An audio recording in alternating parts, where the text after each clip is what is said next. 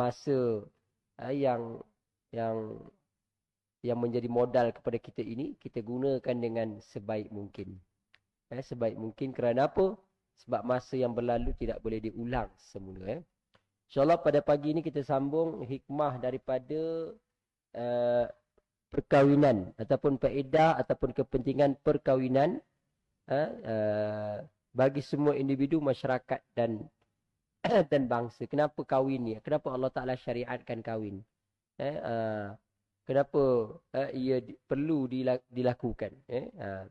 Antara yang kita dah sebut sebelum ini, iaitulah memberi ketenangan dan kerehatan jiwa. Kahwin ni menyebabkan rehat. Yang kedua, kahwin ni jalan yang unggul menjaga kesucian. Menjaga iffah kesucian.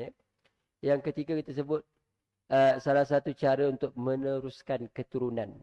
Legacy. Sebab tu kita, sebelum ni kita dah sebut Nabi Zakaria meminta kepada Allah, bagilah dia zuriat untuk meneruskan legasi dakwah dia. Tengok-tengok Allah Ta'ala bagi. Dia terkejut, dia hairan. Sebab dia dah lah tua. Isteri dia pun mandul pula. Kan? Jadi, kahwin ni kalau boleh nak keturunan lah kita. Yang keempat, pengikat antara keluarga. Pertalian dan kasih sayang. Kahwin ni menyebabkan kita kenal. Oh ni pak saudara hang, ini mak saudara hang. Ini sepupu.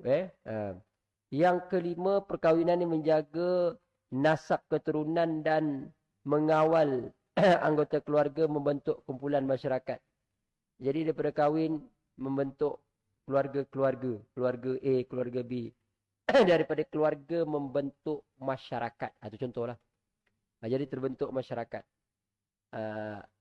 Yang mana kita dengar Aus dan Hazraj asalnya adik-beradik lah.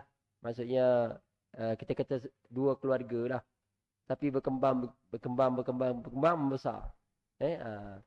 Maksudnya itu antara contoh berkembang jaga nasab keturunan.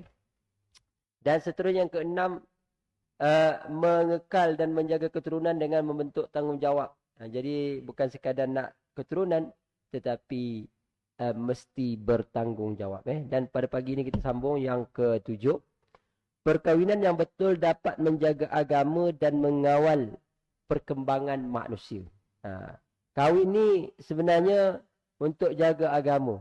Kalau tak kahwin, dia akan kacau. Kacau anak dera orang, kan? Kacau macam-macam lah. Sebab dia berada di pola-pola bisikkan syaitan dan